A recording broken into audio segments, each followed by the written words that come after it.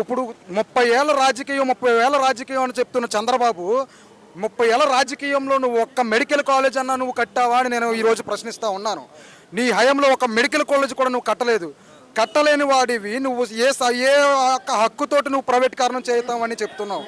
గతంలో కూడా steel plant వ్యవస్థలో కూడా మీరు ఇదే వ్యవహరించారు తీరులో.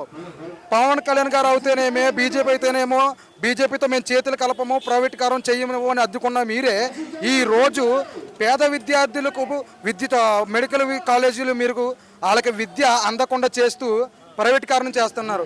దీనికి మీరు ఈ విహారంగా ఖండిస్తున్నాం మేము.